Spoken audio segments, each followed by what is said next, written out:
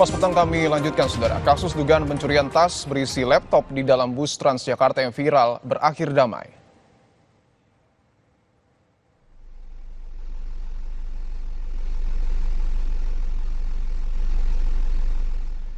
Kasus ini, Saudara, berawal dari korban yang naik bus Transjakarta membawa tas isi laptop.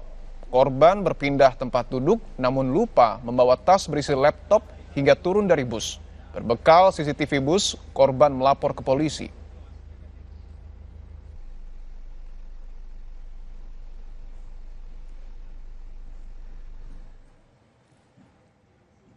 Setelah sempat dilakukan penangkapan terhadap pelaku, Polres Metro Jakarta Selatan menyatakan penanganan kasus pencurian laptop telah diselesaikan lewat restoratif justice atau jalur damai.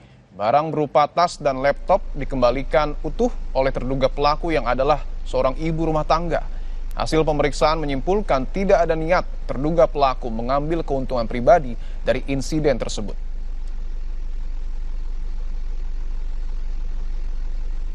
Dari keterangan pelaku masih belum tergambar niatan untuk memiliki atau menjadikan keuntungan dari peristiwa tersebut. Untuk tas dan laptop beserta isinya masih lengkap. Memang niat saya dari kehilangan laptop itu adalah untuk yang penting ketemu aja, laptopnya kembali, datanya aman, itu aja sih harapan saya, dan ternyata ya terwujud gitu. Berarti tidak ada yang hilang satupun ya, dari yang dugaan kemarin itu.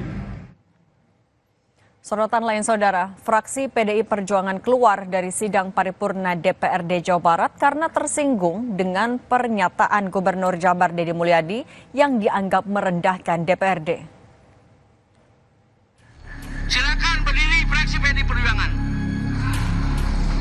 Saya minta tidak ikut rapat paripurna dan walkout. Rapat paripurna DPRD bersama pemerintah Provinsi Jawa Barat diwarnai aksi walkout atau keluar yang dilakukan anggota fraksi PDI Perjuangan. Aksi walkout dipicu pernyataan Gubernur Jawa Barat Deddy Mulyadi saat di Cirebon beberapa waktu lalu. Anggota fraksi PDIP, Doni Maradona Huta Barat mengatakan pernyataan Deddy Mulyadi telah merendahkan martabat DPRD Jawa Barat. Itu gubernur dalam acara musrembangnya provinsi untuk anggaran tahun 2025, beliau menyampaikan dalam setiap mengambil keputusan, beliau menyampaikan kalau kita menyampaikan ke DPRD itu prosesnya lama. Ada pleno 1, pleno 2, pleno ketiga. Sekolahnya juga tetap roboh. Nah, saya berpikiran bahwa pernyataan gubernur ini adalah pernyataan yang mendiskreditkan DPRD. Kita berharap ada klarifikasi. Apa sih maksud pernyataan dia itu? Gitu loh. Pernyataan Deddy Mulyadi yang dianggap merendahkan DPRD terjadi saat pidato di acara musrembang di Cirebon pada 7 Mei lalu. Saat itu, Deddy menyatakan beberapa kebijakan yang diambilnya dilakukan tanpa konsultasi lebih dulu dengan DPRD Jawa Barat. Menurutnya, proses konsultasi yang terlalu panjang justru memperlambat aksi perbaikan di lapangan. Salah satu contohnya adalah pembongkaran bangunan di aliran Sungai Bekasi dan wilayah Puncak. Kalau saya bongkar bangunan di pinggir sungai, kebayang kalau saya diskusi dulu sama DPRD, tidak akan pernah terbongkar, Pak. Karena DPR ada konstituennya di situ, ada partai A, partai B, partai C, diskusinya tidak akan berhari-hari. Nanti aspirasi berkembang, bangunan tidak dibongkar, ribut tidak berhenti.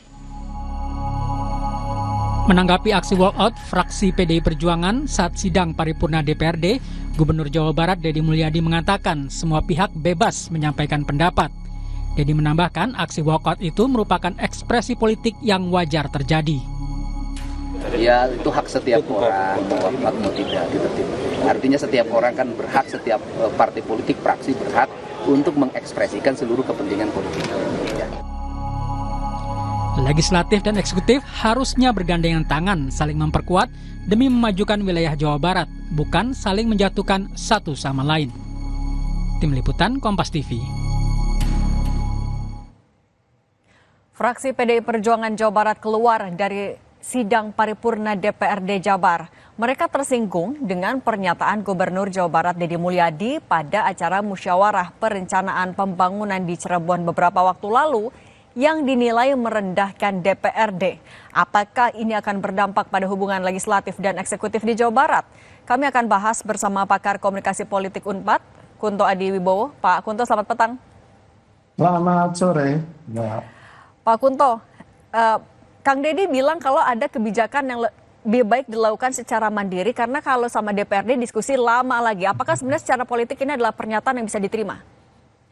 Ya, sebenarnya memang benar ada kebijakan di tangan eksekutif yang bisa langsung dilakukan sendiri.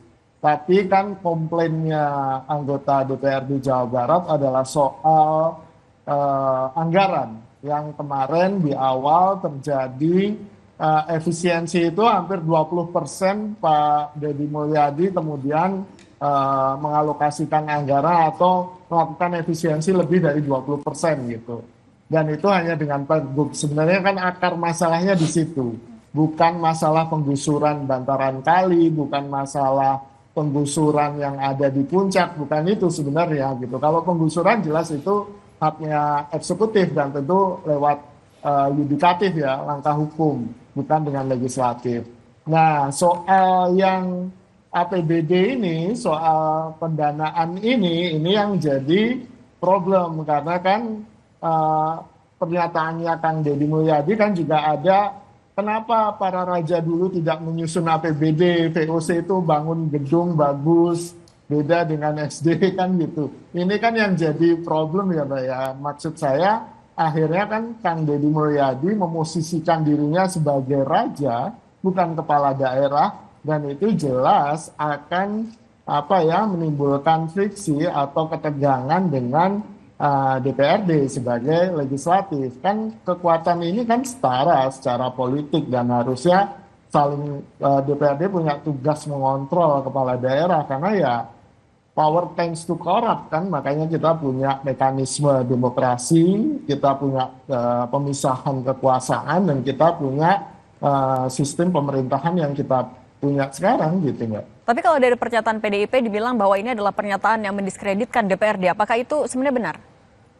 Ya, sebelum PDIP kan sebenarnya ada kritik juga dari Ketua DPW PKS Jawa Barat yang bilang Kang Deddy Mulyadi terlalu one man show gitu dan tidak ada pelibatan dengan DPRD dan bahkan terkesan DPRD hanya ditinggalkan gitu kan. Dan ketika PDI Perjuangan kemudian mengutarakan bahwa ini semacam penghinaan, ya menurut saya hal yang wajar karena kan di situ ada ada implikasi ujaran dari Pak Gubernur yang bilang bahwa bagus gedung SD-nya yang disetujui oleh DPR, tapi kan tetap rusak gitu kan. Nah ini yang kemudian kan seakan-akan DPRD yang bertanggung jawab atas kerusakan gedung SD ini dan secara secara marwah mungkin secara harga diri mungkin DPRD juga akan bisa merasa tersinggung. Nah Pak Kunto, artinya kalau ada perbedaan pandangan, tapi agar suatu kebijakan tetap bisa diimplementasikan secara cepat, apa yang seharusnya dilakukan oleh eksekutif dan legislatif?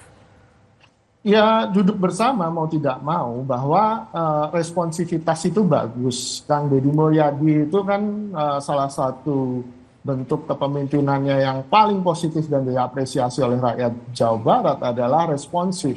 Dia cepat gitu. Dan tapi kan tidak semua kebijakan harus cepat-cepat gitu kan. Perlu ada yang kajian matang, deliberasi yang panjang karena ada konsekuensi-konsekuensi. Karena kalau kebijakan yang salah, yang nanggung kan rakyatnya juga gitu, bukan anggota DPRD dan juga bukan gubernurnya. Dan ini yang harusnya menjadi catatan bagi gubernur maupun DPRD Jawa Barat untuk kemudian ya berkolaborasi lah.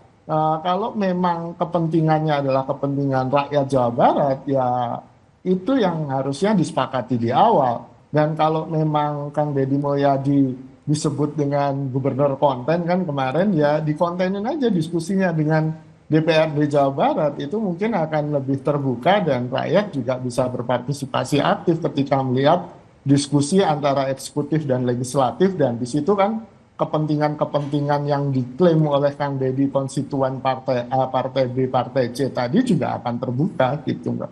Pak Kunto, tapi secara politik apa dampaknya ke depan setelah adanya penolakan dari PDIP, ada kritik juga dari PKS, apakah akan ada dampaknya di kebijakan ke depannya antara eksekutif dan legislatif? Ya, saya melihatnya bahkan dalam jangka pendek aja sudah ada yang walk out kan gitu. Baru beberapa bulan Kang Deddy Mulyadi memimpin. Lalu kan di jangka panjang sangat mungkin pembahasan perda atau bahkan APBD itu akan berlarut-larut karena ada resistensi dari DPRD, dan dengan berlarut-larutnya pembahasan anggaran, pendanaan program juga akan terancam keberlanjutannya dan juga kebermanfaatannya bagi rakyat. Sekali lagi yang dirugikan adalah rakyat Jawa Barat, dan ini saya sangat khawatir menciptakan konflik horizontal antara pendukung KDM yang Bapak Aing dengan yang lain Bapak Aing gitu kan, yang bukan pendukungnya, dan ini kan seharusnya yang kita bisa hindari. Dan saya sih meminta kearifan pemimpin Jawa Barat, pemimpin-pemimpin Jawa Barat untuk bisa duduk bersama dan kemudian ya tadi berkomitmen untuk ya apa yang dilakukan adalah demi masyarakat Jawa Barat. Pak Kunto, untuk PDIP juga sebagai salah satu partai politik pemilik kursi besar di DPRD Jawa Barat, apa yang seharusnya mereka lakukan juga agar sikap mereka tetap bisa merepresentasikan masyarakat Jawa Barat?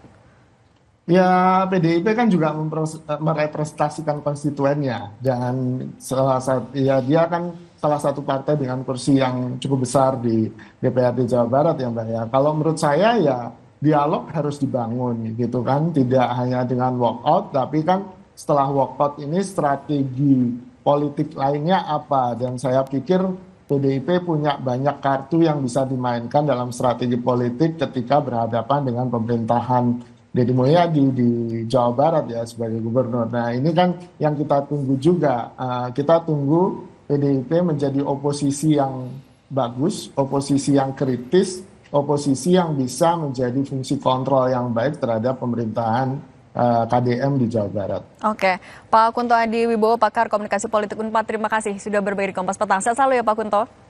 Terima kasih. Usai jeda, Saudara, Istana menegaskan komitmen pemerintah akan memberantas aksi premanisme, baik yang dilakukan secara perorangan